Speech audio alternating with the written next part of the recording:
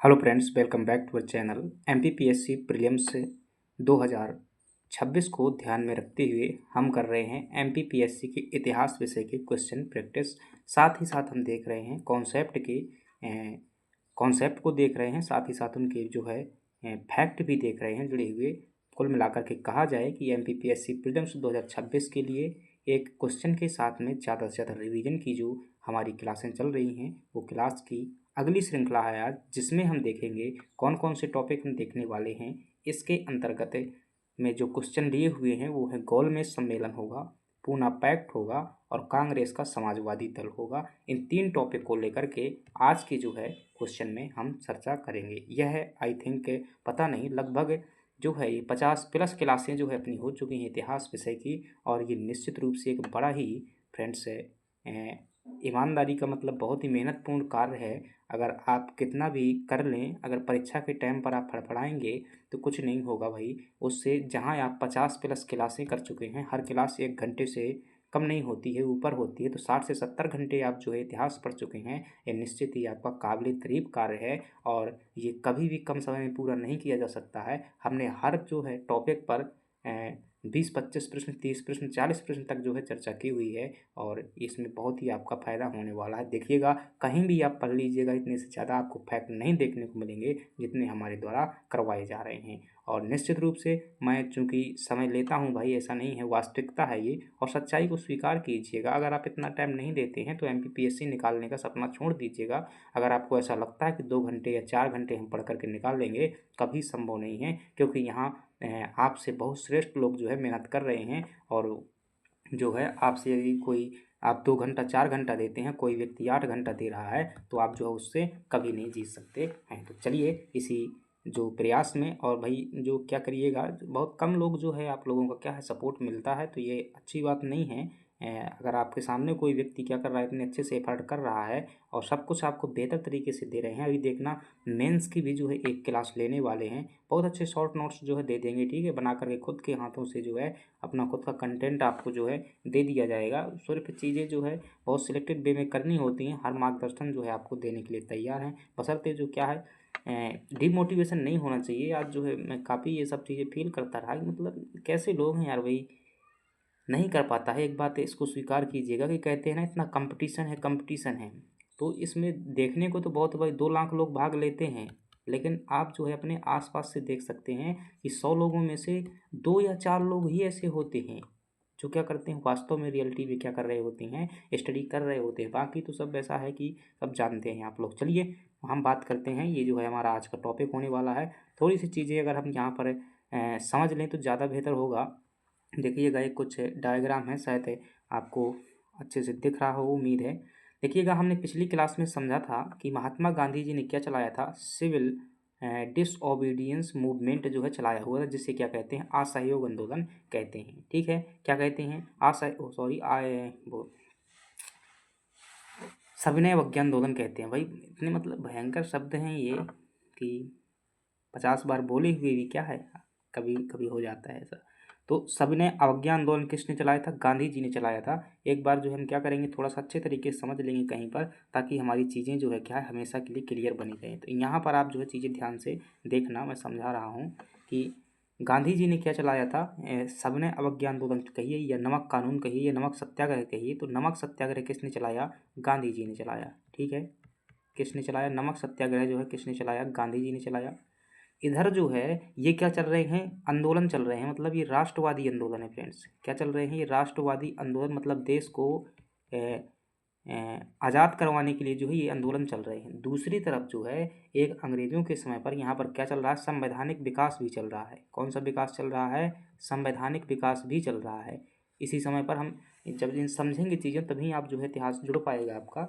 संवैधानिक विकास भी चल रहा है। अब संवैधानिक विकास के क्रम में अगर आप ध्यान से पीछे से पढ़ते आए हैं, तो आपने शुरू में देखा था कि 1773 का अधिनियम आया हुआ था। ठीक है, उसके बाद में 1793 का अधिनियम जो है आया हुआ था। इसके बाद आपने देखा था 1813 का अधिनियम आया था। ऐसे लगातार बहुत से आए। फिर इसके बाद आपने देखा 1858 में जो है एक कानून आया था। 1858 के बाद में क्या आया हुआ था, 1909 का अधिनियम जो है खास आया हुआ है। फिर इसके बाद में क्या आता है, 1919 का अधिनियम आता है। और 1919 की समीक्षा करने के लिए कौन आता है? साइमन कमीशन आता है। कौन सा कमीशन आता है? Simon commission. अब साइमन कमीशन की रिपोर्ट के आधार पर क्या बनाया जाना है? 1935 का अधिनियम बनाया जाना है। क्या बनाया जाना है?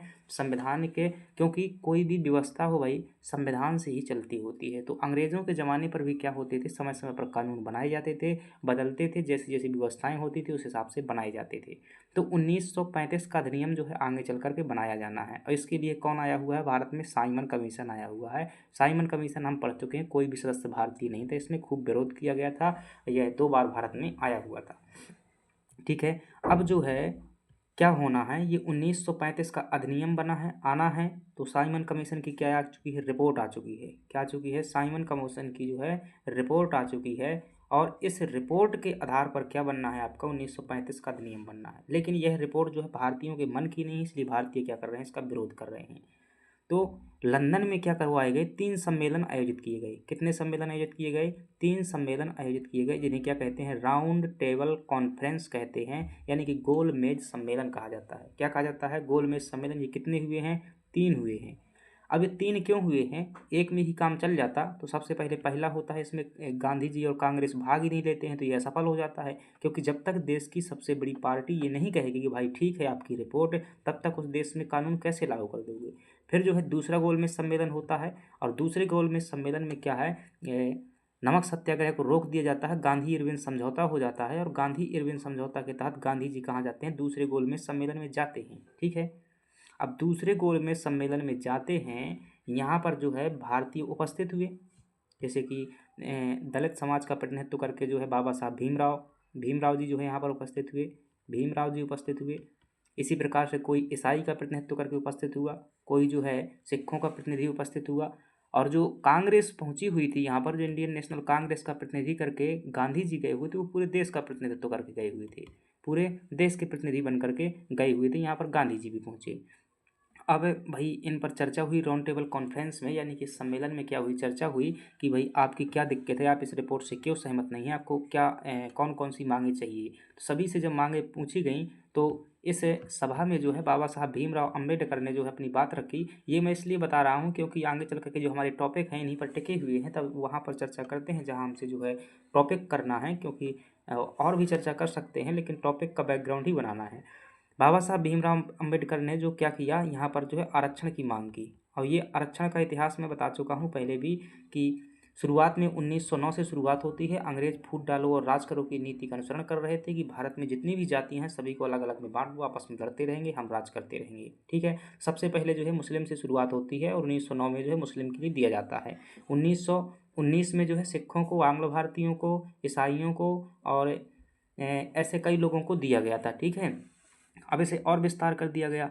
अब जो है बाबा साहब जी चाहते हैं कि जो है दलितों यानी कि SC ST को भी क्या मिल जाए? ये आरक्षण मिल जाना चाहिए। ध्यान रखना, हमेशा बताता हूँ कि भाई 2 प्रकार का आरक्षण था, एक था संप्रदाय के आधार पर, जिसे सांप्रदायिक आरक्षण कहते हैं, और एक था संयुक्त निर्वाचन प्रणाली के तहत आरक्षण।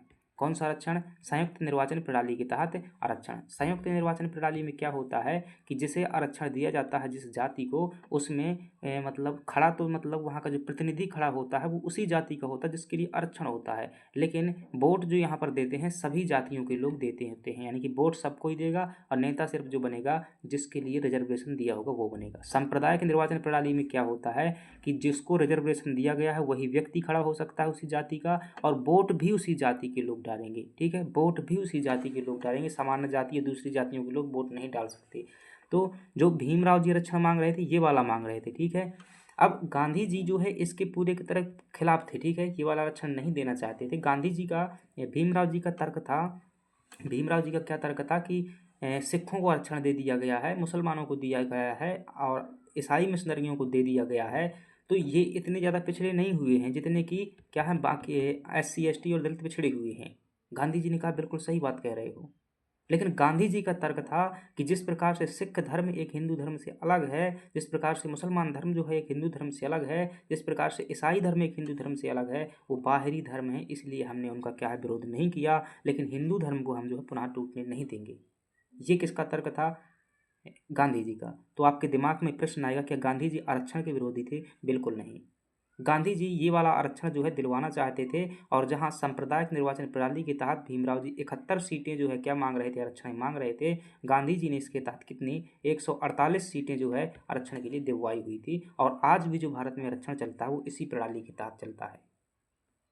जब गांधी जी के सामने ये बात आई हुई थी तो अंतिम शब्द थे, मतलब ये गांधी जी के जब आमरण अनशन में बहुत खतरनाक आमरण अनशन हुआ था, ऐसा लग रहा था कि मतलब गांधी जी की यहाँ पर डेथ हो जाएगी। भीमराव जी उस समय पर मतलब वो मानने वाले नहीं थे, मान नहीं रहे थे कि इनका तो स्पष्ट तर्क था भीमराव जी का कि कुछ भी हो जाए हम जो है झुकने वाले नहीं हैं, हम जो है अपनी मांग सामने रखेंगे। तो गांधी जी के अंतिम शब्द है यहाँ पर कि अगर आज मेरी बात नहीं मानी गई तो भारत में दलित समाज हमेशा ही दलित बना रहेगा, कभी वो समानता या बराबरी का दर्जा प्राप्त नहीं कर पाएगा अगर जो है अलग हो गया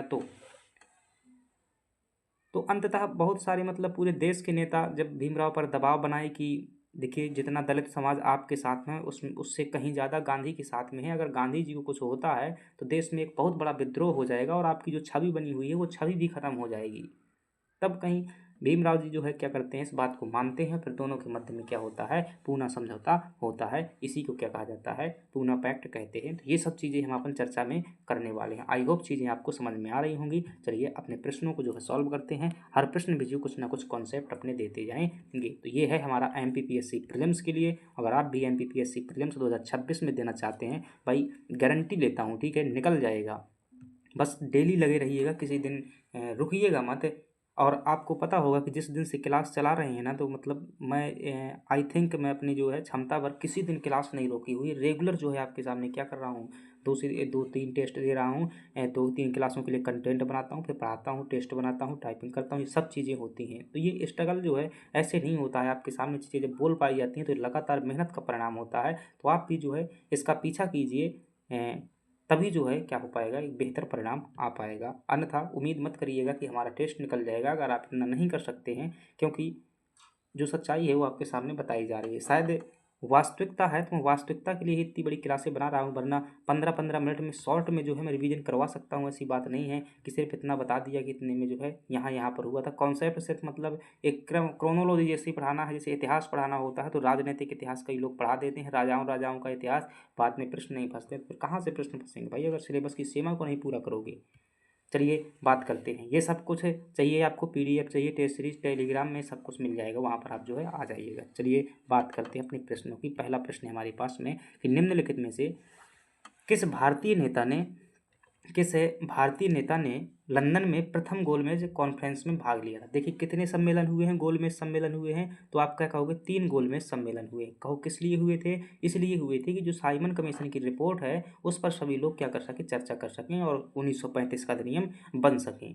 ठीक है, तो प्रथम गोलमेज सम्मेलन अगर ये पूछा जाए कि कब हुआ था, तो ध्यान रखना ये 12 नवंबर 1930 से शुरू होकर के, कब, 12 नवंबर 1930 से शुरू होकर के 19 जनवरी 1931 तक जो है ये चला था। 19 जनवरी 1931 तक हुआ था। ये क्या था, प्रथम गोलमेज सम्मेलन था। ठीक, अब क्या पूछता है, निम्नलिखित में से कौन भारतीय नेता लंदन में प्रथम गोलमेज कॉन्फ्रेंस में भाग लिया था। देखिएगा अगर आपसे एक प्रश्न ये पूछे कि तीनों के तीन जो सम्मेलन हुए उसमें तीनों में किसने भाग लिया था, तो 2 लोगों का नाम ध्यान रखना, एक भीमराव अंबेडकर जी, दूसरा नाम ध्यान रखना तेज बहादुर सप्रू। ये ऐसे 2 नेता थे जो तीनों गोलमेज सम्मेलन में भाग लिए थे। और पहले में जो है कौन गया हुआ था, तो आप क्या बताएंगे कि जो पहले सम्मेलन में गए हुए थे वो थे मौलाना मोहम्मद अली जो है गए हुए थे। महात्मा गांधी केवल दूसरे गोलमेज सम्मेलन में जाते हैं और किसी में नहीं जाते हैं। मौलाना अबुल कलाम आज़ाद भी जो है जाएंगे।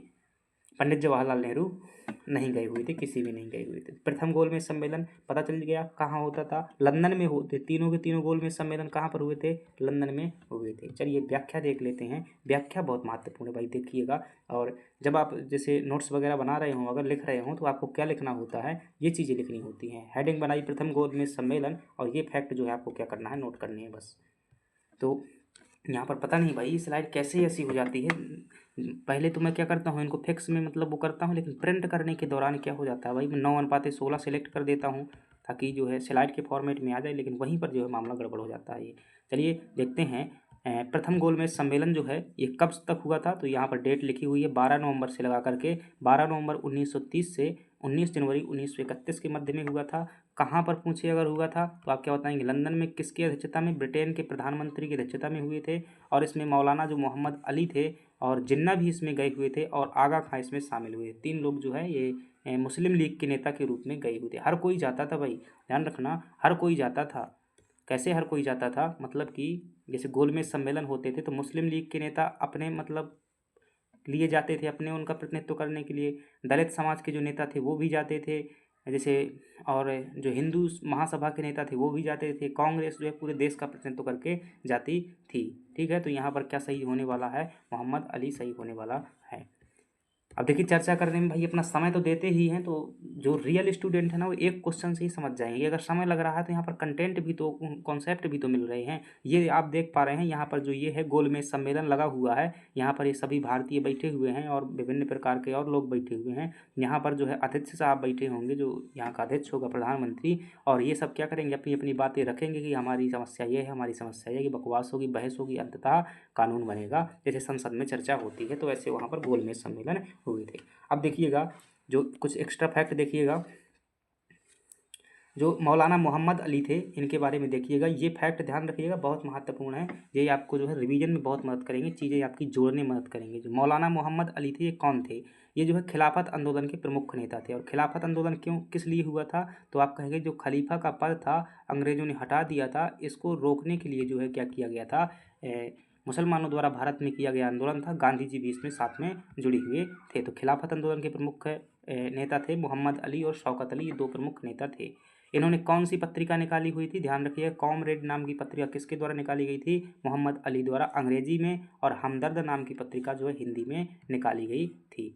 और अगर बात करें तो कांग्रेस के, जो कांग्रेस का क्या हुआ था, मौलाना मोहम्मद अली के बारे में हम बात कर रहे हैं, तो कांग्रेस के जो 1923 का अधिवेशन हुआ था, कांग्रेस का जो 1923 का काकीनाड़ा अधिवेशन हुआ था, कौन सा अधिवेशन, काकीनाड़ा अधिवेशन हुआ था कांग्रेस का, उसकी अध्यक्षता किसके द्वारा की गई थी, मौलाना मोहम्मद अली के द्वारा की गई थी। अधिवेशन के अध्यक्ष रहे हैं। इनका निधन जो है कहाँ पर हुआ था, लंदन सम्मेलन के दौरान हुआ था। भाई खास बात है ये, ठीक है, किसका निधन लंदन में जो है सम्मेलन के दौरान हुआ था, तो आप क्या बताएंगे, इनका निधन जो है लंदन में सम्मेलन के दौरान हुआ था।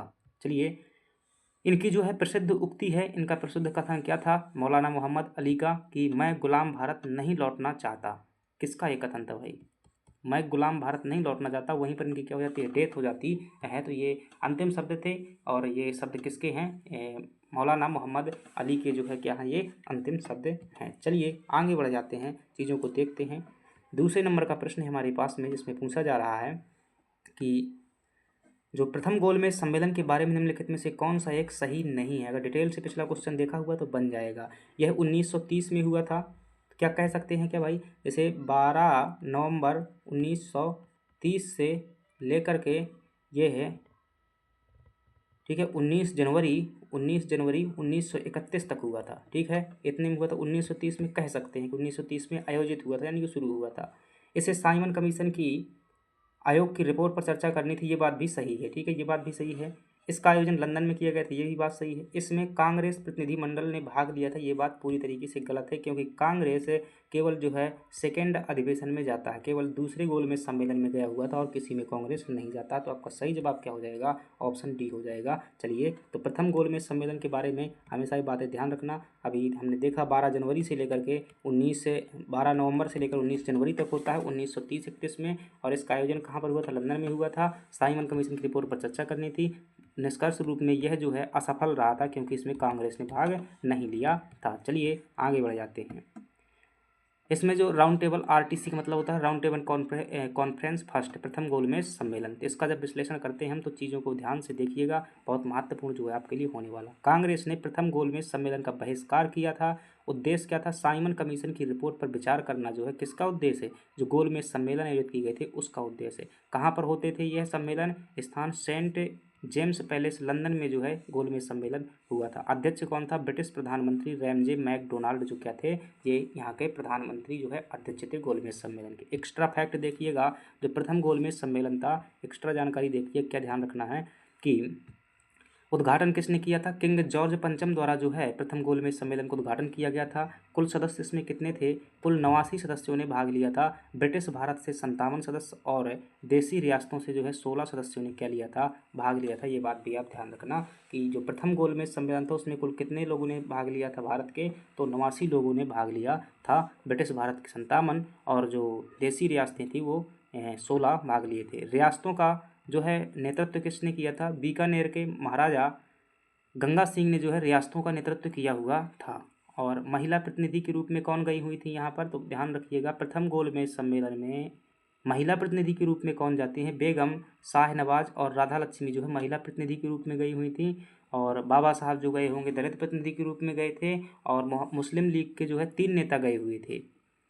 मुस्लिम लीग के कौन कौन से 3 नेता गए थे प्रथम गोलमेज सम्मेलन में? एक मौलाना मोहम्मद अली और एक जो है जिन्ना गए हुए थे और एक कौन गए थे? एक और जो है मौलाना अबुल कलाम आज़ाद गए होंगे। 3 लोग जो है ये गए थे। और महिला प्रतिनिधि के रूप में बेगम शाहनवाज और राधा लक्ष्मी गई हुई थी। गंगा सिंह देसी रियासतों के नेता। नतीजा कांग्रेस की अनुपस्थिति के कारण क्या हो गया था? ये गोलमेज सम्मेलन असफल हो गया था क्योंकि देश की सबसे बड़ी पार्टी ने भाग नहीं लिया था। और कांग्रेस ने क्यों? अगर आप ध्यान से देखेंगे तो कांग्रेस क्या चला रही थी यहाँ पर? जो है सबने अवज्ञा आंदोलन में बिजी थी। इसी के बाद में दूसरे गोलमेज सम्मेलन में जाने के लिए लॉर्ड इरविन क्या करेगा? गांधी जी से समझौता करेगा। चलिए अगली बात करते हैं तीसरे प्रश्न की कि लंदन में संपन्न हुए गोलमेज सम्मेलन में भारतीय ईसाइयों का प्रतिनिधित्व किसने किया था? तो आप क्या बताएंगे कि जो भारत के मतलब ईसाई थे उनके प्रतिनिधि के रूप में यहाँ कौन गया हुआ था? तब आप क्या कहेंगे? केटी पॉल ने जो क्या किया था ईसाइयों के प्रतिनिधि के तौर पर जो है गया हुआ था। कौन? केटी पॉल प्रथम गोलमेज सम्मेलन में। देख लेते हैं एक्स्ट्रा फैक्ट। तो यहाँ पर देखेंगे चीज़ों को। जो गोलमेज सम्मेलन में जो है केटी पॉल ने जो है भारतीय ईसाइयों का समुदाय की आवाज़ उठाने की तरफ से मतलब प्रतिनिधि के तौर पर गए हुए थे प्रथम गोलमेज सम्मेलन में। और इन्होंने पृथक निर्वाचन मंडल के स्थान पर संयुक्त निर्वाचन पर बल दिया था। समझ रहे हो ना कि कौन से निर्वाचन मंडल पर? और पृथक निर्वाचन मंडल सबसे पहले भारत में किसे दिया गया था? मुस्लिम को दिया गया था। किस अधिनियम के तहत दिया गया था? 1909 के अधिनियम के तहत दिया गया था। और जो भारतीय ईसाइयों का जो प्रतिनिधि के तौर पर गए थे केटी पॉल गए थे और उन्होंने किस प्रकार के आरक्षण की मांग की हुई थी? संयुक्त निर्वाचन प्रणाली के तहत आरक्षण की मांग की हुई थी। और यहाँ पर देखेंगे तो ईसाई प्रतिनिधि केटी पॉल के बारे में देखिएगा कुछ बातें क्या क्या हैं कि इन्होंने जो है यंग मैन क्रिश्चियन एसोसिएशन का नेतृत्व किया हुआ था। एक संस्था था यह भारत में यंग मैन क्रिश्चियन एसोसिएशन का नेतृत्व किया था।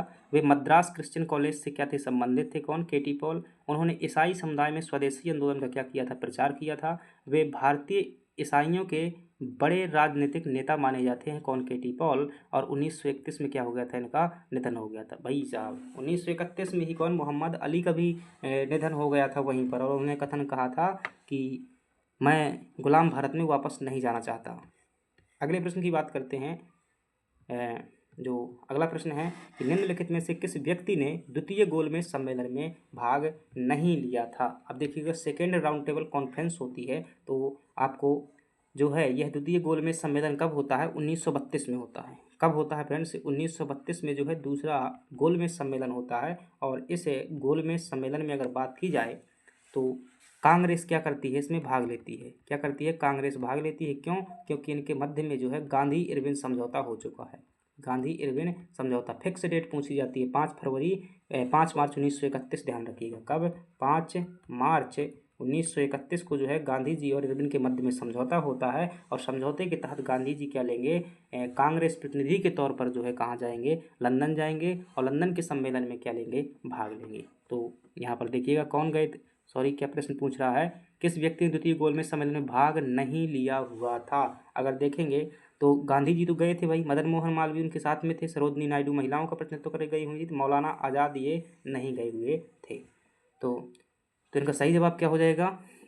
मौलाना आज़ाद हो जाएगा। मौलाना आज़ाद ध्यान रखिएगा कांग्रेस के बड़े नेताओं में से एक थे। और ये मुस्लिम थे लेकिन कांग्रेस पार्टी में थे। ध्यान रखिएगा मुस्लिम लीग में नहीं थे। तो सरोजनी नायडू जिन्हें भारत कोकिला के नाम से जाना जाता है, चीज़ों को ध्यान रखिएगा। चलिए हम फैक्ट देख लेते हैं। द्वितीय गोलमेज सम्मेलन तो ये वहीं पर होते हैं सब। लंदन में तीनों गोलमेज सम्मेलन हुए थे। मौलाना अबुल कलाम आज़ाद द्वितीय गोलमेज सम्मेलन में शामिल नहीं हुए थे। गांधी जी कांग्रेस के एकमात्र प्रतिनिधि थे। तो ये देखिएगा गांधी जी, चलिए थोड़ी सी मैं कहानी बता देता हूँ भाई, मज़ा आ जाएगा। गांधी जी जो गए हुए थे वो किस जहाज़ से गए थे? SS राजपूताना जहाज़ से गए हुए थे। किससे? SS राजपूताना जहाज़ का एक नाम था। उस जहाज़ से क्या करते हैं, लंदन के लिए रवाना होते हैं। और ये सभी प्रश्न पूछे जाते हैं, जहाज़ का नाम पूछा गया है। और जो जो रात में गांधी जी लंदन में रुके हुए थे, कहाँ पर रुके हुए थे? किंग्स हॉल में रुके हुए थे। कहाँ पर? किंग्स हॉल में जो है गांधी जी रात में क्या करते हैं, वहाँ रुकते हैं। ठीक है। अब देखिए अंग्रेजों को ऐसा लग रहा था, मतलब इन्हें कोई किसी ने फ़ोटो नहीं देखा हुआ था कि गांधी जी कौन था। उस टाइम पर सोशल मीडिया तो चलती नहीं थी कि भाई गांधी जी को देख लेंगे फ़ोटो में। तो अंग्रेज़ बहुत हैरान थे। क्या थे? ये जो सभी देख रहे हैं गोरे गोरे लोग, ये गोरी मैडम हैं और ये अंग्रेज़ हैं बहुत सारे। तो ये क्या है, बहुत हैरान थे कि गांधी जी जो होगा ना तो कोई बहुत बड़ा बॉडी बिल्डर होगा, मतलब अच्छे डोले सोले होंगे। क्योंकि भाई ऐसे व्यक्ति थोड़ी ना होगा, इतनी बड़ी अंग्रेज़ सरकार, ब्रिटिश सरकार जिसका दुनिया में विश्व युद्ध जीत चुकी है, जो गांधी के सामने समझौता करने के लिए मजबूर हो जाती है, तो निश्चित रूप से गांधी बढ़िया कोई मस्त आदमी होगा। ठीक है।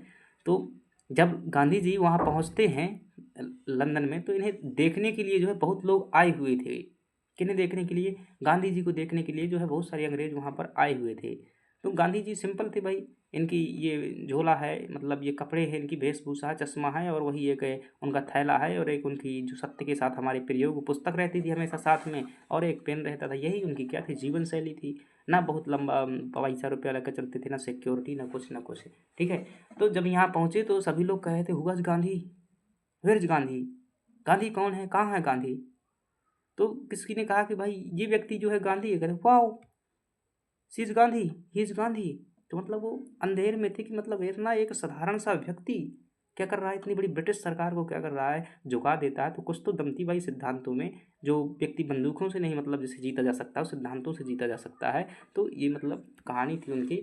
तो बहुत लोग जो है इनका सम्मान भी करते थे। बहुत लोग अंग्रेज भी, जो गांधी जी के बहुत से अंग्रेज शिष्य भी थे, चेला भी थे, तो आएंगे। जैसे कि बेब मिलर इनका बहुत बड़ा प्रशंसक था। बहुत से अंग्रेज थे ऐसे। तो भारतीयों को बहुत लोगों ने अपना गुरु बनाया हुआ, जैसे कि A.O. ह्यूम ने गोपाल कृष्ण गोखले को अपना गुरु बनाया था। तो ये गांधी जी कहाँ पहुँच जाते हैं, दूसरे गोलमेज सम्मेलन में पहुँच जाते हैं। बाकी की चर्चा आगे प्रश्न में करेंगे कि गोलमेज सम्मेलन में क्या हुआ जब वहाँ पर पहुँचे। तो मौलाना आज़ाद के बारे में जो है यहाँ पर फैक्ट देख लीजिएगा कि जो वहाँ पर नहीं गए थे। तो मोस्ट इम्पोर्टेंट पत्र है ये, कई बार पूछा जाता है कि अल हिलाल नाम का समाचार पत्र किसके द्वारा निकाला गया था? तो मौलाना आज़ाद के द्वारा निकाला गया था। और मौलाना आज़ाद जो है कांग्रेस के सबसे युवा अध्यक्ष भी हैं। अल बलाग, अल हिलाल और अल बलाग अखबार किसके हैं? मौलाना आज़ाद के हैं। शायद उर्दू नाम है ये, इसलिए तुम्हें अजीब से लग रहे होंगे। कांग्रेस के सबसे कम उम्र के जो है एक क्या बने थे, अध्यक्ष बने थे। और सबसे लंबे समय तक 6 वर्ष तक भी यही अध्यक्ष रहे हुए थे। भारत के प्रथम शिक्षा मंत्री रहे हैं कौन? मौलाना आज़ाद। और प्रसिद्ध पुस्तक है India wins freedom, most important पुस्तक है, कई बार पूछी गई है। इंडिया विंस फ्रीडम के लेखक कौन है? तो आप क्या बताएंगे? मौलाना आज़ाद है। इनका जन्मदिन है जो राष्ट्रीय शिक्षा दिवस के रूप में मनाते हैं, 11 नवंबर को प्रथम शिक्षा मंत्री थे। इतनी बातें ध्यान रखना है। आगे बढ़ जाते हैं। अगला प्रश्न है जिसमें आपसे पूछा जा रहा है कि जो महात्मा गांधी जब द्वितीय गोलमेज सम्मेलन सभा में भाग लेने, भाई एक सेकंड रुकिएगा, कुछ टेक्निकल इशू तो नहीं है, चलिए चल रही है क्लास। प्रश्न है कि महात्मा गांधी जब द्वितीय गोलमेज सम्मेलन में भाग लेने लंदन गए थे तो वे कहाँ पर ठहरे थे? तो अभी हमने बात किया हुआ किंग्स हॉल में जो है क्या किए थे, वो ठहरे हुए थे। सेंट जेम्स पैलेस में यहाँ पर क्या हुए थे, जो राउंड टेबल कॉन्फ्रेंस यानी कि जो सम्मेलन होते थे यहीं पर होते थे। इंडिया हाउस की स्थापना 1865 में किसके द्वारा की गई थी? श्याम जी कृष्ण वर्मा द्वारा की गई थी। श्याम जी कृष्ण वर्मा द्वारा की गई थी। और यहीं रह करके कर्नल बाइली की हत्या की हुई थी मदन लाल ढींगरा ने। ठीक है। अब देखते हैं तो वहाँ पर गांधी जी ठहर गए। तो गांधी जी का जो लंदन में प्रवास था वो कैसा रहा देखिएगा। इसमें देखते हैं कि गांधी जी पूर्वी लंदन स्थित एक किंग्से हॉल पर जो है रात में ठहरे हुए थे। यह एक सामुदायिक केंद्र था जहाँ वे आम लोगों के बीच रहे थे। ठीक है। तो आम लोगों के बीच रहते थे भाई। उनकी जीवन शैली ही गजब की थी, मतलब इतना स्पेशल व्यक्ति भी, बहुत बड़ी पर्सनालिटी थी गांधी, लेकिन फिर भी वो ऐसा कभी नहीं, वो उन्हें लगता था कि मुझे जो है बहुत बड़ी VIP सर्विस में रहना चाहिए। वो सब जो है ये चीज़ें नहीं पसंद थी। 12 सितंबर 1931 को जो है लंदन पहुंचे हुए थे गांधी जी। किंग्स हॉल की इसके बारे में देखिएगा। किंग्स हॉल के बारे में, जो किंग्स हॉल की संचालिका है जिसका नाम है म्यूरियल लेस्टर थी, जब गांधी जी वहाँ रुके हुए थे, गांधी जी वहाँ 12 हफ्ते यानी कि 3 महीने तक रहे थे। कहाँ पर? किंग्से हॉल में जो है 3 महीने तक रहे थे।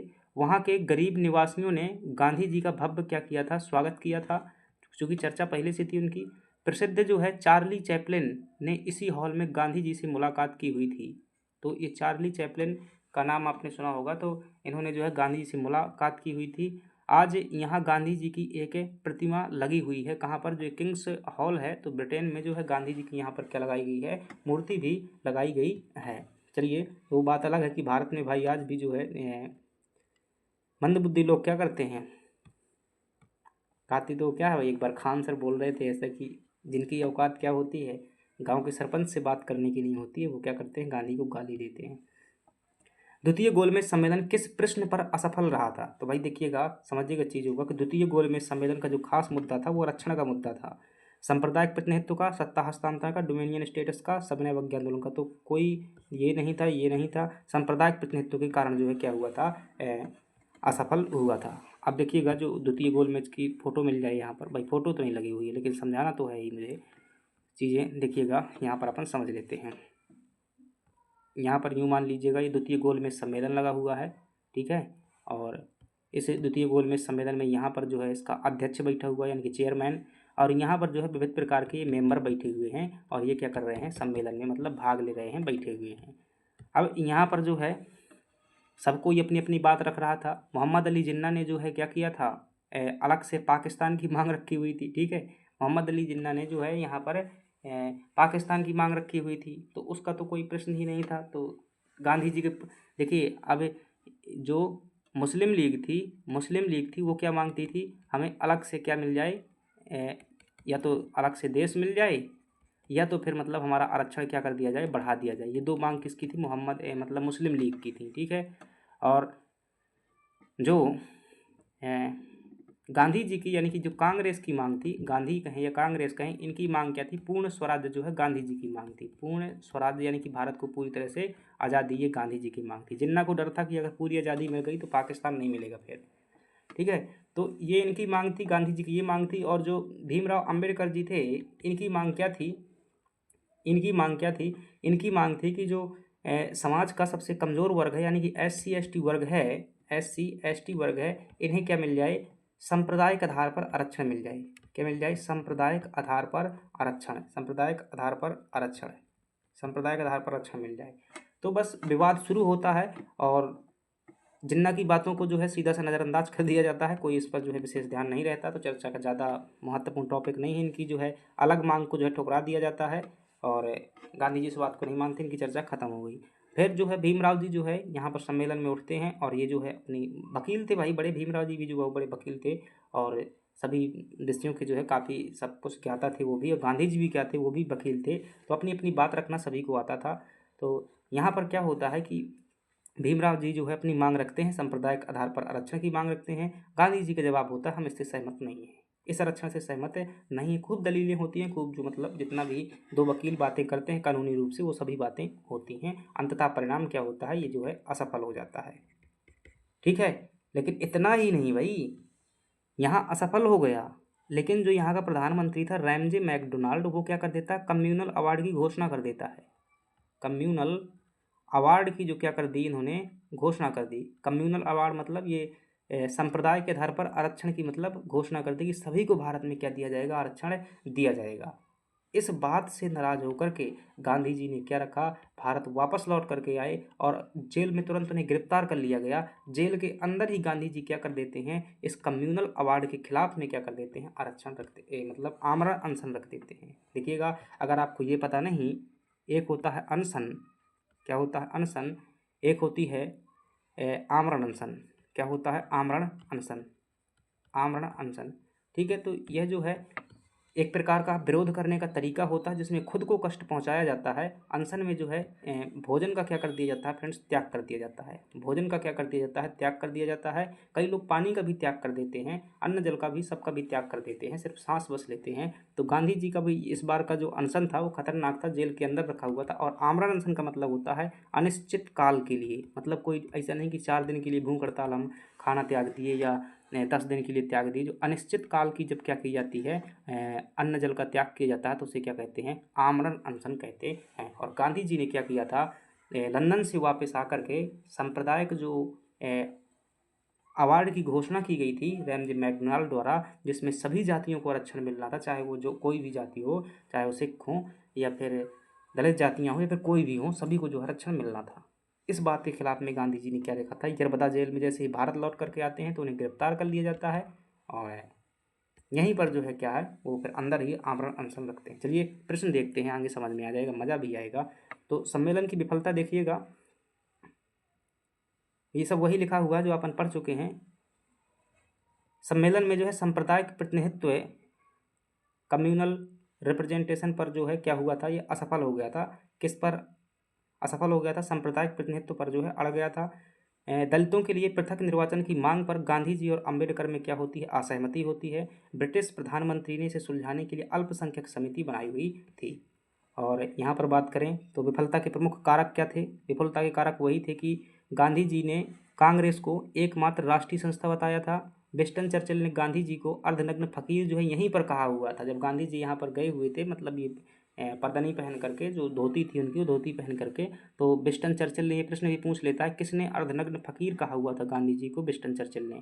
जिन्ना ने 14 सूत्री मांगी रखी थी, जिन्ना अपनी मांगी रख रहे थे। ब्रिटिश सरकार की फूट डालो और राज करो की नीति, इन सभी कारण से क्या हो गया था, गांधी जी असफल हो गए थे, मतलब ये पूरा का पूरा सम्मेलन ही असफल हो गया था और गांधी जी जो है खाली हाथ लौटे थे लंदन से। ठीक है, चलिए आगे देखते हैं और मज़ा आएगा।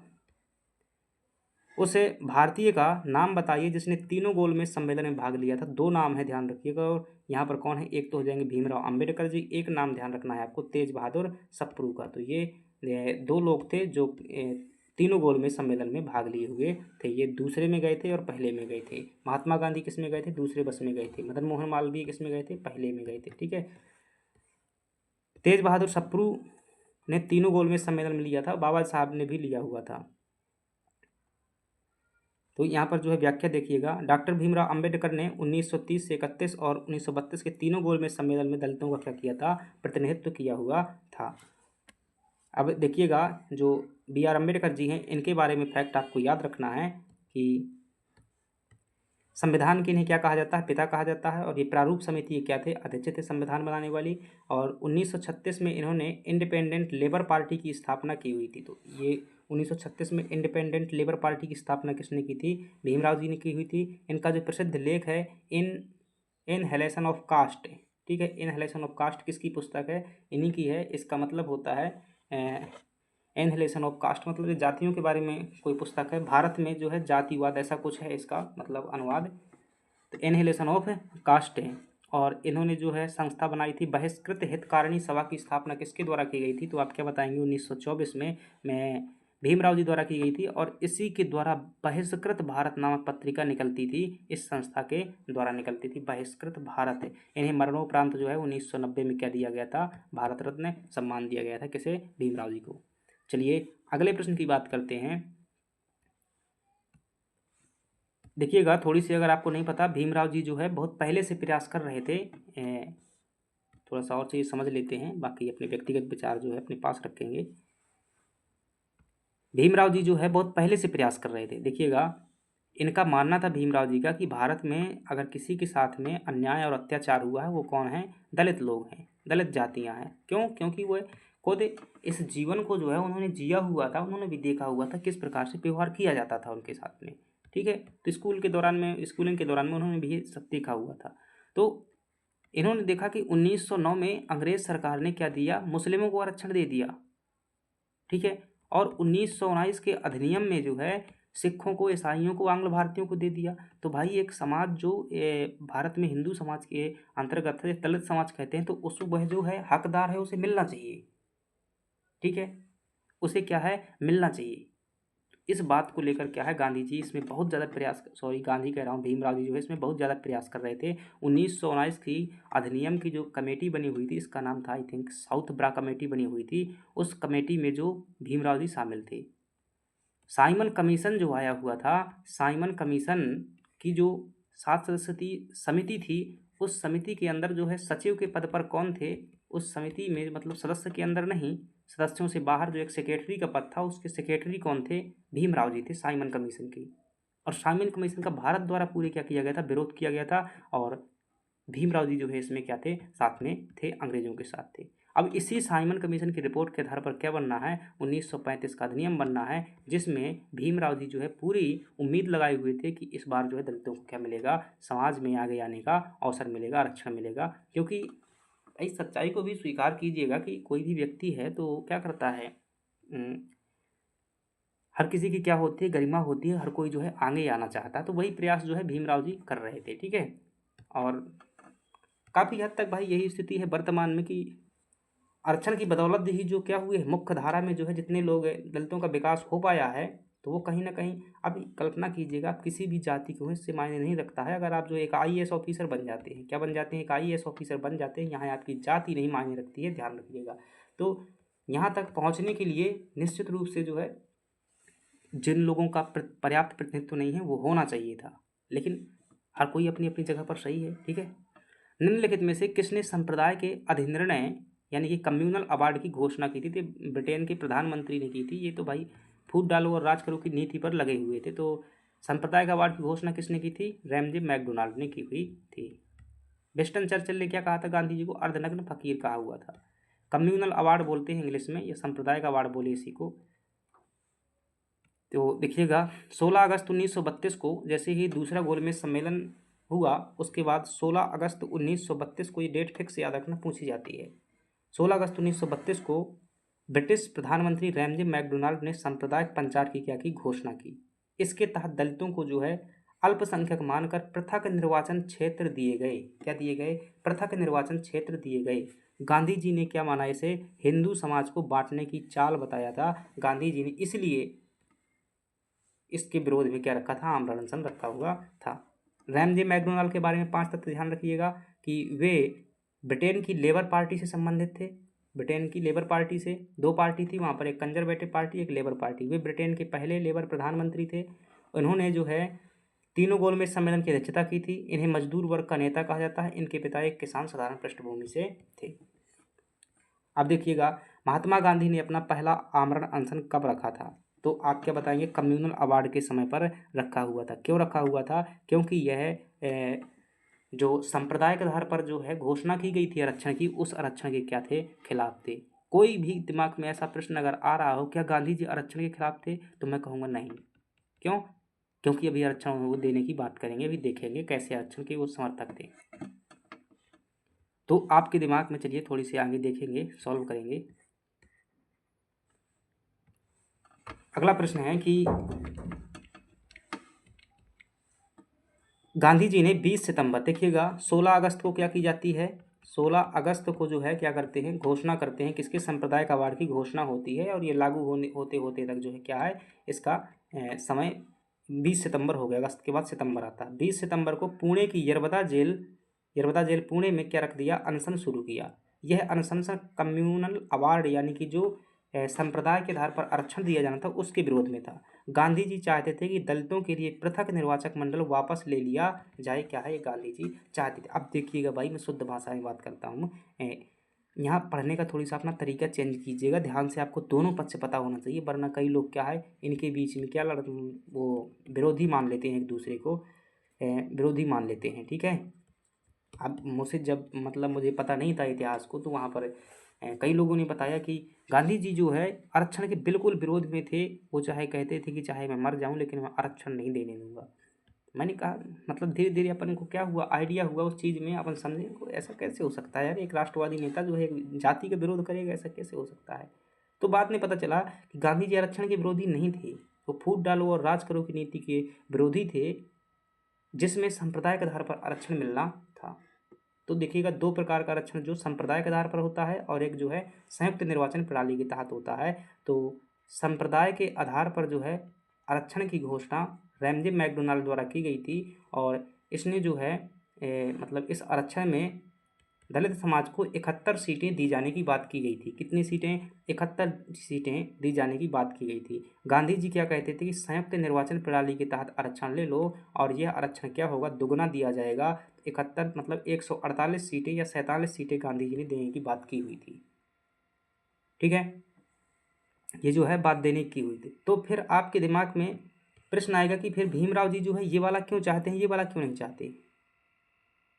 अब इसमें क्या है, इसमें ये है कि जिस जाति को आरक्षण होगा उसी जाति का व्यक्ति जो है खड़ा हो सकता है। उदाहरण के लिए मान लो कि जिसको भी आरक्षण है उसी जाति का व्यक्ति खड़ा होगा और उसी जाति के लोग क्या डालेंगे, वोट डालेंगे। अब ऐसे यहाँ पर क्या होगा, संयुक्त निर्वाचन प्रणाली में ये होगा कि जिस जाति को आरक्षण होगा उसी जाति के लोग जो है चुनाव में खड़े हो पाएंगे और वोट सभी जाति के लोग डालेंगे। तो ये जो क्या थी, एक साझा विकासवादी धारा थी कि मतलब सभी लोग जो है मिलजुल करके रहें, ये जो है विचारधारा थी। लेकिन शायद इनका मंतव्य कुछ और रहा हो, जैसा भी है। यरवदा जेल की बात करें, यह जो है महाराष्ट्र की सबसे बड़ी जेल है। पुणे समझौता जो है का साक्षी स्थान है, मतलब पूना समझौता जो है यहीं पर हुआ था। गांधी जी ने इसे मंदिर कहते थे, कहा हुआ था। यह गांधी जी ने यहीं से जो है गांधी जी ने हरिजन पत्रिका निकाली हुई थी। चापेकर बंधु और लोकमान्य तिलक भी यहाँ पर जेल में गए हुए थे। तो ये बातें किसके बारे में ध्यान रखना है, यरवदा जेल के बारे में। चलिए अगली बात करते हैं। सांप्रदायिक अवार्ड और पूना पैक्ट में क्रमशः दलित वर्ग के लिए कितनी सीटें आरक्षित की गई थी। देखिएगा, सांप्रदायिक अवार्ड में कितनी दी गई थी, 71 सीटें दी गई थी। 74 नहीं दी गई थी, 78 नहीं दी गई थी, 78 नहीं दी गई, 71 सीटें दी गई थी। और जो है पूना पैक्ट यानी कि जो गांधी जी के साथ समझौता हुआ था, उस समझौते के तहत फिर कितनी सीटें दी गई थी, 147 सीटें दी गई थी। तो आपका सही जवाब क्या हो जाएगा, ये हो जाएगा। देखिएगा यहाँ पर कि कम्युनल अवार्ड की घोषणा अंग्रेजों ने की हुई थी और इसके तहत जो है 71 सीटें मिलनी थी। लेकिन ये कैसी मिलनी थी, पृथक निर्वाचन प्रणाली, या इसी को कह देते हैं सांप्रदायिक निर्वाचन प्रणाली, इसी को कहा जाता है। इसी को इंग्लिश में कहा जाता है कम्युनल इलेक्टोरल सिस्टम कहा जाता है। ठीक है, तो इसके तहत कितनी मिलनी थी, 71 सीटें। और जो पूना पैक्ट के तहत जो संयुक्त निर्वाचन प्रणाली के तहत सीटें मिली हुई थी, कितनी मिलनी थी, 147 सीटें मिलनी थी। साथ ही साथ केंद्रीय विधानमंडल में दलितों के लिए 18% सीटें भी आरक्षित की गई थी पूना पैक्ट के तहत। पूना समझौता देखिएगा, इम्पोर्टेंट है। अब देखिएगा, मैं इतना डिटेल में बताऊंगा। गांधी जी, मदन मोहन मालवीय और अंबेडकर, पूना समझौता में गांधी जी ने हस्ताक्षर नहीं किए हुए थे। ध्यान रखिएगा, किसने हस्ताक्षर किए थे, गांधी जी की ओर से मदन मोहन मालवीय ने किए हुए थे। तो पूना समझौता हुआ किसके मध्य में था, गांधी जी और अंबेडकर के बीच में। लेकिन गांधी जी के प्रतिनिधि कौन थे, मदन मोहन मालवीय थे। मदन मोहन मालवीय ने सवर्ण हिंदुओं की ओर से हस्ताक्षर किए थे। अंबेडकर जी ने दलित वर्ग की ओर से हस्ताक्षर किए थे। समझौते ने कम्युनल अवार्ड को संशोधित किया था। गांधी जी जेल में थे, इसलिए स्वयं हस्ताक्षर नहीं किए थे। ठीक है, तो क्यों नहीं स्वयं हस्ताक्षर किए थे, तो कारण भी आपको जो है पता चल गया। अब देखिएगा, चलिए, निम्नलिखित में से किसने ऐतिहासिक पूना समझौता पर हस्ताक्षर नहीं किए थे। तो देखिएगा कितना अच्छा क्वेश्चन है, कोई सोच भी नहीं सकता। तो गांधी जी ने जो इस पर हस्ताक्षर नहीं किए हुए थे, क्यों नहीं किए थे, क्योंकि वो कहाँ पर थे, जेल में थे। कौन सी जेल में थे, यरवदा जेल में थे। गांधी जी का प्रतिनिधि कौन था, मदन मोहन मालवीय था। इन्होंने सवर्ण हिंदुओं के रूप में क्या किए थे, हस्ताक्षर किए थे। अम्बेडकर जी ने जो है दलितों के रूप में क्या किए थे, हस्ताक्षर किए थे। चलिए यहाँ पर देखिएगा, महात्मा गांधी जेल में थे, उनके बदले मदन मोहन मालवीय ने क्या किए थे, हस्ताक्षर किए थे। अन्य हस्ताक्षरकर्ता जो थे सी राजगोपालाचारी थे, एम सी राजा, मतलब कि सी राजगोपालाचारी जो थे, और पी एन राजभोज, इन्होंने भी हस्ताक्षर किए हुए थे। मदन मोहन मालवीय जी के बारे में देखिएगा, इन्हें महामना की उपाधि दी गई थी। साथ ही साथ इन्हें राजा भी कहा जाता है, राजा भी कहा जाता है। और ये जो है बनारस हिंदू विश्वविद्यालय के संस्थापकों में से एक हैं। ये कौन, मदन मोहन मालवीय। इन्होंने पहले संस्कृत स्कूल की स्थापना की हुई थी, बाद में विश्वविद्यालय बन गया था। 4 बार कांग्रेस के अध्यक्ष रह चुके हैं। अखबार जो है इनका लीडर अखबार, मुख्य जो है महत्वपूर्ण अखबार है, ध्यान रखिएगा। लीडर अखबार जो है किसने निकाला था, मदन मोहन मालवीय ने। और यह कांग्रेस की मतलब प्रमुख है अखबार था जब उदारवादी आंदोलन चलता था। कौन सा आंदोलन, जब उदारवादी आंदोलन चलता था, उस टाइम का प्रमुख अखबार था। साथ ही साथ इन्होंने मर्यादा और अभ्युदय अखबार भी निकाला हुआ था। भारत रत्न जो है इन्हें मरणोपरांत दिया गया था मदन मोहन मालवीय जी को। और 1932 में जो है पूना पैक्ट के बाद हरिजन सेवक संघ की स्थापना हुई थी। अब देखिएगा, जैसे ही पूना पैक्ट होता है तो गांधी जी जो है यहाँ पर क्या है, उनका सक्रिय राजनीति से जो है मोह भंग हो जाता है। ठीक है, राजनीति से मोह भंग हो जाता है, क्योंकि भाई आपको अगर वास्तविकता नहीं पता है राजनीति की, तो शायद आप जो है बहुत अभी वो हैं राजनीति, यूँ मान लीजिएगा बहुत खतरनाक चीज़ होती है।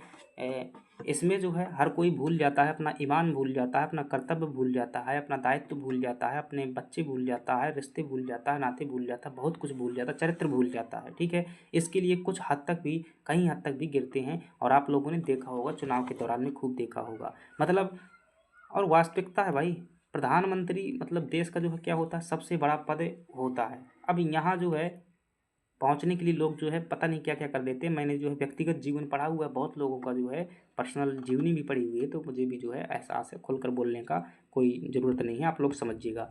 तो गांधी जी जो है, इन्होंने रियलिटी को इसमें जो है क्या किया, अनुभव किया कि भाई क्या क्या हो सकता है, मतलब क्या ठहराया जा सकता है, किसी को क्या बताया जा सकता है। उसके बाद इन्होंने सक्रिय राजनीति से संन्यास ले लिया और कहा कि मेरे जीवन का लक्ष्य जो क्या है, अब दलित समाज का उद्धार करना है और मैं दलितों का उद्धार करता रहूँगा। इसके लिए उन्होंने क्या किया, एक संगठन की स्थापना की। उस संगठन का नाम था हरिजन सेवक संघ नाम हुआ था, और दलितों को क्या नाम दिया था उन्होंने, हरिजन नाम दिया हुआ था। हरिजन का मतलब क्या होता है, हरि का मतलब होता है भगवान, जन का मतलब होता है जनता, यानी कि भगवान के बच्चे या भगवान की जनता। और इन्होंने यहीं पर से जो है 1933 से जो हरिजन नाम की समाचार पत्रिका भी निकाली हुई थी, जिसमें दलितों के उत्थान की ये बात करते थे। और इनका मानना था कि दलितों के उत्थान के लिए जो है सबसे अच्छा तरीका है वो क्या है, कुटीर उद्योग। कुटीर उद्योग, इसलिए उन्होंने जो है इन उद्योगों को सिखाने के लिए वर्धा योजना भी जो है शुरू की हुई थी, जिसे एजुकेशन की आधारभूत योजना भी कहते हैं, 1937 में शुरू की थी। तो पूना पैक्ट के बाद इसके अध्यक्ष कौन थे, तो जो GD बिरला साहब थे वो क्या बने थे, इसके पहले अध्यक्ष बने थे, हरिजन सेवक संघ के पहले अध्यक्ष बने हुए थे। चलिए अगली बात करते हैं, यहाँ पर देखिएगा। तो आपसे पूछे हरिजन सेवक संघ की स्थापना किसने की हुई थी, महात्मा गांधी ने कब की थी, 30 सितंबर 1932 को। प्रथम अध्यक्ष कौन बने थे, GD बिरला यानी कि घनश्याम दास बिरला बने हुए थे। इसके सचिव कौन थे, अमृतलाल ठक्कर या ठक्कर बप्पा, नाम पड़ा है ना मध्य प्रदेश की जनजातियों में, जिन्होंने जनजातियों को क्या शब्द नाम दिया था, आदिवासी नाम दिया हुआ था। ट्राइब्स ऑफ इंडिया क्या है, इनकी पुस्तक है, ट्राइब्स ऑफ है इंडिया, ये सब टेस्ट में अपन क्वेश्चन दे चुके हैं। ट्राइब्स ऑफ इंडिया क्या है, इनकी पुस्तक है ठक्कर बप्पा, और इन्हें आदिवासियों का मसीहा भी कहा जाता है। और जो इसका पूर्व नाम होता था, जो हरिजन सेवक संगठन था गांधी जी का, उसका पुराना नाम क्या था, अस्पृश्यता निवारण संघ, यानी कि छुआछूत निवारण संघ, ठीक है। और घनश्याम दास बिरला के बारे में देखिएगा, कुछ फैक्ट देख लीजिएगा। गांधी जी के क्या थे, परम मित्र थे और आर्थिक सलाहकार थे। FCCI फिक्की, ध्यान रखिएगा, इंपॉर्टेंट है, पूछ लेता है। फिक्की की स्थापना किसने की हुई थी, तो ये फिक्की की स्थापना जो है किसके द्वारा, घनश्याम दास बिरला द्वारा की गई थी। हिंदुस्तान टाइम्स अखबार का इन्होंने क्या कर लिया था, अधिग्रहण मतलब खरीद लिया था। मतलब इकोनोलॉजिस्ट थे भाई, बहुत बड़े आर्थिक सलाहकार थे, व्यापारी भी थे बहुत बड़े। और भारत छोड़ो आंदोलन में क्या निभाई थी, इन्होंने सक्रिय भूमिका निभाई थी। इन्हें पद्म विभूषण दिया जा चुका है, इनके नाम पर पुरस्कार भी चलता है भारत में वर्तमान में भी। GD बिरला पुरस्कार साहित्य में शायद या विज्ञान में दिया जाता है। अगले प्रश्न की बात करते हैं, और अगला प्रश्न है कि ऑल इंडिया डिप्रेस्ड क्लास से लीग की स्थापना किसके द्वारा की गई थी। प्रश्न पूछ रहा है कि all India depressed class league, इसकी स्थापना जो है आपकी बाबू जगजीवन राम द्वारा की गई थी। किसके द्वारा, बाबू जगजीवन राम द्वारा जो है all India depressed class league की स्थापना की गई थी। महात्मा ज्योतिबा फुले ने कौन सा संगठन बनाया हुआ था, तो आप क्या बताएंगे, सत्य शोधक समाज की स्थापना किसके द्वारा, 1873 में महात्मा ज्योतिबा फुले द्वारा की गई थी। और इनके द्वारा जो है बहुजन एक संगठन बनाया गया था, खासतौर से ध्यान रखना है कि बहिष्कृत भारत सभा भी इनके द्वारा बनाई गई थी, बहिष्कृत भारत सभा भी बनाई हुई थी। चलिए देखते हैं, MPPSC में अक्सर लोग डॉक्टर अंबेडकर लगाते हैं, ठीक है, लेकिन बाबू जगजीवन राम, ध्यान रखना, इसकी स्थापना की हुई थी। तो डिप्रेस्ड क्लास से ऐसा लगता है मतलब पिछड़े वर्गों के लिए है, तो भीमराव जी ने किया होगा, लेकिन वो ऑप्शन ऐसा जानबूझ करके दिया जाता है। इसकी स्थापना बाबू जगजीवन राम द्वारा जो है इसकी की गई थी। और कब की गई थी, 1935 में जो है इसकी स्थापना की गई थी। इसका उद्देश्य क्या था, अछूतों के अधिकारों की रक्षा करना, क्या था इसका उद्देश्य था। बाबू जगजीवन राम के बारे में ये बातें ध्यान रखनी है। भारत के पहले श्रम मंत्री कौन थे, तो आप क्या बताएंगे कि बाबू जगजीवन राम जो है भारत के पहले श्रम मंत्री थे। सर्वाधिक लंबे समय तक केंद्रीय मंत्री रहे हैं, 30 साल तक भाई सब कब्जा करके रखा हुआ है। भारत के उप प्रधानमंत्री भी रहे हैं बाबू जगजीवन राम, इन्हें प्यार से बाबूजी भी कहा जाता है, बापूजी नहीं, बापूजी गांधी है, बाबूजी। और मीरा कुमार, मीरा कुमार पहली महिला लोकसभा अध्यक्ष इनकी पुत्री हैं। तो ये प्रश्न भी पूछा जाता है कि भारत में लोकसभा की पहली महिला अध्यक्ष कौन है, तो मीरा कुमार थी, इनकी जो है पुत्री हैं बाबू जगजीवन राम जी की। चलिए आगे बात करते हैं। निम्नलिखित में से किसने कहा था महात्मा गांधी क्षणिक भूत की भांति धूल उठाते हैं लेकिन स्तर नहीं। ये कथन जो है भीमराव जी के द्वारा कहा गया था। वीडी सावरकर, इन्होंने क्या कहा हुआ था, 1857 की क्रांति को इन्होंने राष्ट्रीय स्वतंत्रता संग्राम कहा हुआ था, राष्ट्रीय स्वतंत्रता संग्राम कहा था। मोहम्मद अली जिन्ना, ठीक है, इन्होंने 1935 के अधिनियम को कहा था कि ये मतलब क्या कहा था, सड़ी हुई सब्जी ऐसे टोकरी में फेंक देना चाहिए, ऐसा कहा हुआ था मोहम्मद अली जिन्ना ने 1935 के अधिनियम के लिए। आगे आएगा अभी। तो डॉक्टर अंबेडकर जी जो है गांधी जी के हरिजनों के प्रति दृष्टिकोण के क्या थे, आलोचक थे। ठीक है, वो गांधी जी जो है हरिजनों के प्रति जो है क्या करते थे, जो भी उनके विकास के लिए कार्य कर रहे थे, वो जो है भीमराव जी उसके क्या थे, आलोचक थे। अब क्यों थे जो है पढ़िएगा, गहराई में पता चलेगा। उन्होंने यह बात पूना पैक्ट के बाद असंतोष व्यक्त करते हुए कही थी कि अंबेडकर दलितों के लिए राजनीतिक शक्ति चाहते थे, ना कि मात्र सामाजिक सुधार चाहते थे। ठीक है, गांधी जी जो है राजनीतिक शक्ति तो चाहते ही थे, साथ साथ सामाजिक सुधार भी चाहते थे। अंबेडकर जी के अन्य कथन ध्यान रखिएगा, क्या क्या कहा हुआ है अंबेडकर जी ने। अंबेडकर जी का कथन है, शिक्षित बनो, संगठित रहो, संघर्ष करो, छुआछूत गुलामी से भी बदतर है, समानता के बिना स्वतंत्रता अर्थहीन है। मोस्ट इंपॉर्टेंट है, ध्यान रखिएगा, मेंस में व्याख्या करने के लिए आ जाता है। ये कहाँ आ जाता है, जब हम भारतीय संविधान का अनुच्छेद 14 पढ़ते हैं कि वहाँ पर समानता की बात की गई है, स्वतंत्रता का मौलिक अधिकार पढ़ते हैं, तो वहाँ पर ये प्रश्न की व्याख्या करने के लिए आते हैं। पॉलिटी आप कितने अच्छे से पढ़े हुए हैं, जब ऐसे प्रश्नों के जवाब दे लेते हैं ना, इन कथनों को सिद्ध कर लेते हैं, तब जो है मेंस की जो है वास्तविक काबिलियत सिद्ध हो पाती है। तो ये सभी जो है हो सकता है भाई निबंध ही आ जाए, अब क्या करोगे, क्षमताएं वहाँ खत्म हो जाएंगी। अगर आ जाएगा ना इस पर 1000 शब्दों का निबंध है, 1000 शब्दों का निबंध 50 नंबर में, तब सोच है जो खत्म हो जाएगी। तो जो है यहीं पर काम करता है, डिटेल में कितना पढ़ा हुआ है आपने। तो शिक्षित समानता के बिना स्वतंत्रता अर्थहीन है, ध्यान रखिएगा। ये अनुच्छेद 14 से लगाकर 19 के बीच में अच्छा प्रश्न हो सकता है मेंस का, जो है लिंकिंग वाले में। मैं हिंदू पैदा हुआ हूँ पर हिंदू मरूंगा नहीं, बाद में इन्होंने क्या कर लिया था, बौद्ध धर्म को क्या कर लिया था, अपना लिया था। लोकतंत्र केवल एक सरकार नहीं है, किसने कहा हुआ था, ये भीमराव जी ने कहा हुआ था। चलिए आगे बढ़ जाते हैं। कांग्रेस सोशलिस्ट पार्टी की पहली बैठक हुई थी। अब देखिएगा, कांग्रेस सोशलिस्ट पार्टी ये जो है जयप्रकाश नारायण ने बनवाई हुई थी। ये कांग्रेस सोशलिस्ट पार्टी जिसे कहते हैं कांग्रेस समाजवादी दल कहा जाता है, कांग्रेस समाजवादी दल। इसकी स्थापना जो है किसने, जयप्रकाश नारायण द्वारा की गई थी। और जयप्रकाश नारायण जी को क्या कहते हैं, लोकनायक कहा जाता है। क्या कहा जाता है, लोकनायक कहा जाता है। जब असहयोग आंदोलन हुआ था तो उस दौरान इन्होंने, जब 20 दिन बचे हुए थे परीक्षा को, उस समय पर कॉलेज छोड़ दिया था। तो इन्होंने की हुई थी 1934 में जो इसकी स्थापना की हुई थी। और ये कहाँ पर करेंगे, तो भाई पटना के थे, तो पटना भी करेंगे ना। ठीक है, तो ये क्या हो जाएगी, पटना में इसकी स्थापना हो जाएगी।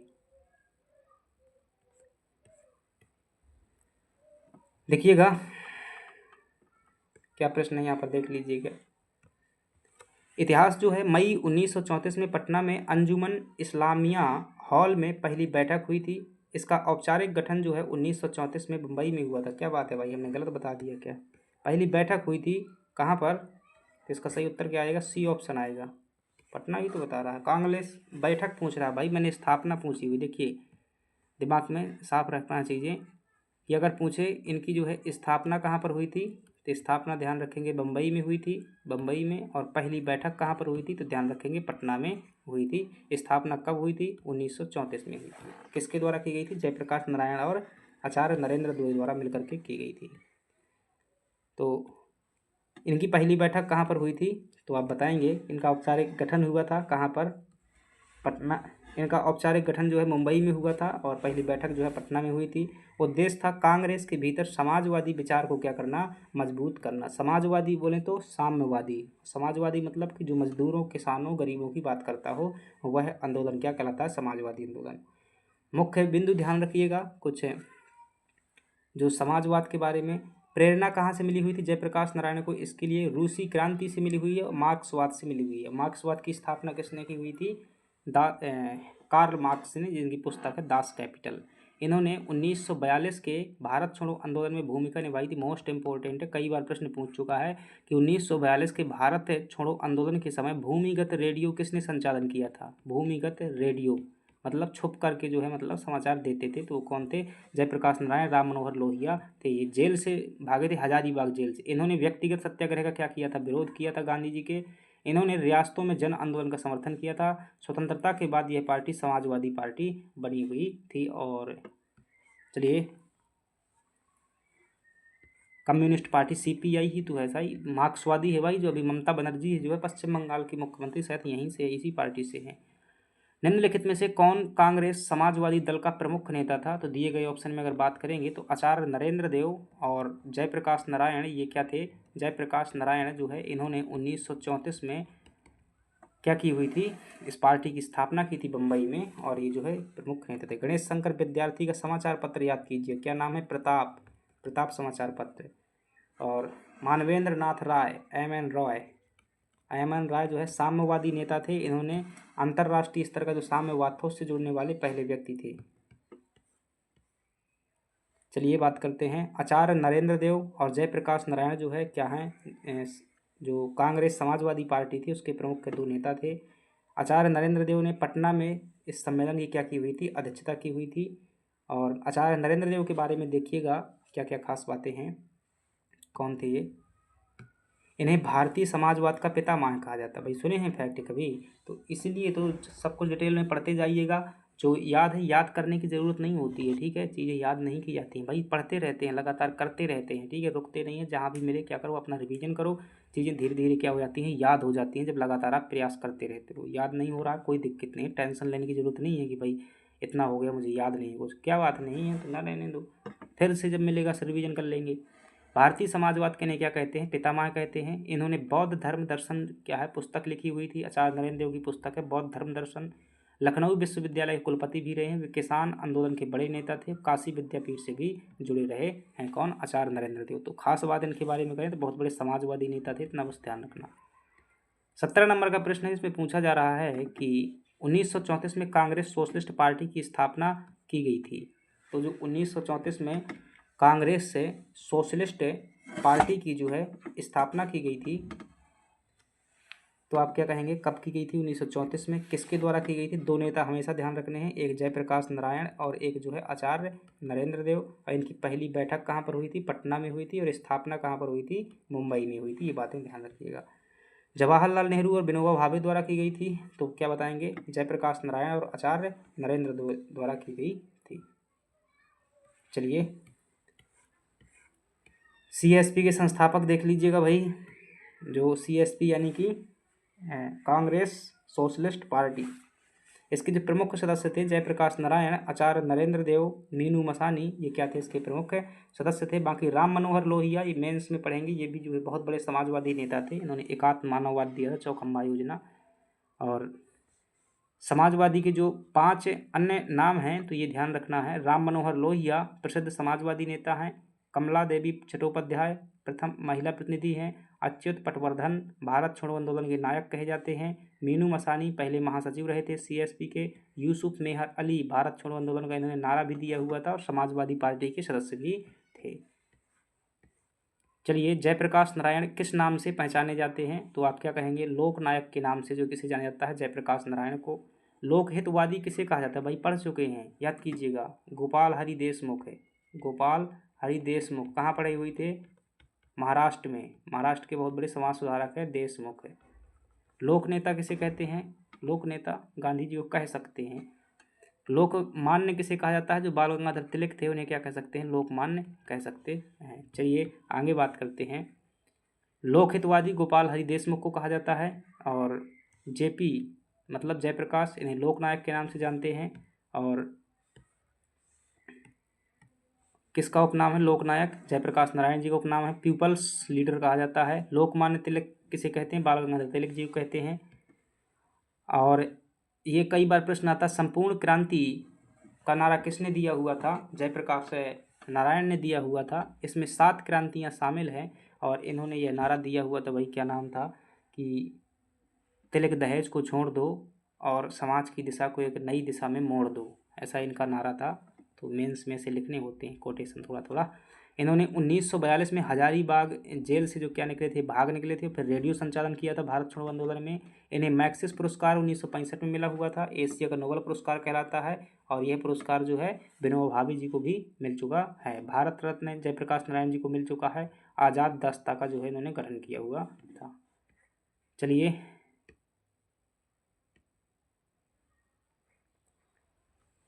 प्रश्न है कि महात्मा गांधी दिसंबर 1931 में खाली स्थान कहाँ से लौटे थे, मतलब खाली हाथ कहाँ से लौटे हुए थे? तो भाई 1931 में बात करते हैं ना, तो ये लंदन से लौट कर आए थे ना, जब गोलमेज सम्मेलन में, जो दूसरा गोलमेज सम्मेलन हुआ था वहाँ पर असफल हो गए थे, तो ये जो है वहाँ से खाली हाथ लौट करके आए हुए थे। वाशिंगटन अमेरिका की राजधानी है, मास्को जो है रूस का एक शहर है, टोक्यो क्या है, जापान का एक शहर है। द्वितीय गोलमेज सम्मेलन लंदन से जो है गांधी जी 1931 को मुंबई लौटे थे। उनका प्रसिद्ध कथन कि मैं खाली हाथ लौटा हूँ पर मैंने देश की इज्जत को बट्टा नहीं लगने दिया है, ये कथन कब कहा था और किसने कहा हुआ था? गांधी जी ने कहा था कि मैं खाली हाथ लौटा हूँ, मैंने देश की इज्जत को बट्टा नहीं लगने दिया है। और जब वो लौट करके आए थे तो मुंबई में जो है वो उतरे थे, मतलब 1931 में। आते ही उन्होंने पुनः सबने अवज्ञा आंदोलन क्या कर दिया था, शुरू कर दिया था। जो दूसरा सबने अवज्ञा आंदोलन था तो वापस आकर के शुरू कर दिया था, हालांकि तुरंत गिरफ्तार हो गए थे। तो यहाँ पर देखिएगा कुछ फैक्ट और। लंदन से वापसी के दौरान तथ्य देखिएगा गांधी जी के बारे में कि वे वेनिस और इटली होते हुए लौटे थे। रोम में उन्होंने वेनिटो मुसोलोनी का नाम आपने सुना होगा ना, से मुलाकात की हुई थी, बहुत बड़े दार्शनिक थे शायद ये। भारत लौटते ही उन्होंने यरबदा, उन्हें जो है कहाँ कौन सी जेल भेज दिया गया, यरबदा जेल, यहीं पर जो है फिर पूना पैक्ट हुआ था। गांधी जी ने लॉर्ड वेलिंगटन से मिलने का प्रयास किया पर क्या हो गए, वो विफल रहे। सत्यवती देवी ने उनका मुंबई पोर्ट पर क्या किया था, स्वागत किया था। चलिए अगले प्रश्न की बात करते हैं। द्वितीय गोलमेज सम्मेलन में महात्मा गांधी जी जिस पानी के जहाज से गए थे, क्या भाई गए थे, उसका नाम बताइएगा। तो गए थे तो SS राजपूताना से जो है ये गए हुए थे, जहाज का नाम है। यहाँ पर देखिएगा ये है SS राजपूताना जहाज है, नाम है एक। राजपूताना ध्यान रखिएगा कि जाति का नाम ना होकर के एक क्षेत्र का नाम होता है, इतिहास में पढ़ा हुआ है। जो यहाँ पर राजपूत जो है रियासतें होती थी, उसी क्षेत्र को क्या कहा जाता था, राजपूताना कहा जाता था। उनके साथ महादेव जो वे ये इस जहाज से क्या गए हुए थे, उनके साथ में महादेव देसाई जो कि उनके पर्सनल असिस्टेंट्स थे, प्यारेलाल, देवदास गांधी और मीराबेन, ये भी जो है वहाँ पर थे। यात्रा के अन्य साथी महादेव देसाई जो गांधी जी के निजी सचिव थे, मीराबेन जो मेडेलिन स्लैंड अंग्रेजी उनकी क्या थी, शिष्या थी। मीराबेन क्या थी उनकी, इंग्लिश मतलब चेला की क्या हो जाएगी, चेली नहीं मतलब शिष्या ठीक है, स्टूडेंट्स बोल दीजिए भाई।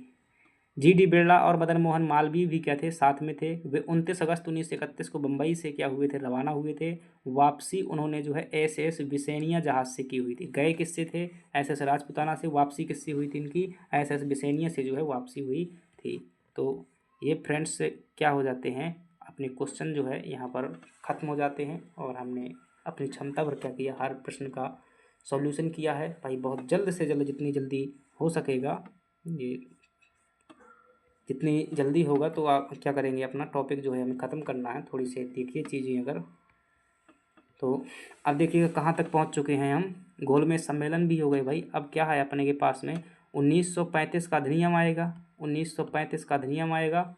और 1935 के अधिनियम के तहत क्या होंगे, 1937 में क्या होंगे, चुनाव होंगे। 1937 में प्रांतीय चुनाव होंगे और इस प्रांतीय चुनाव में कांग्रेस क्या है, बहुत अच्छे तरीके से जीत जाएगी और जवाहरलाल नेहरू के नेतृत्व में जो है सरकार निर्माण करने का अवसर मिलेगा।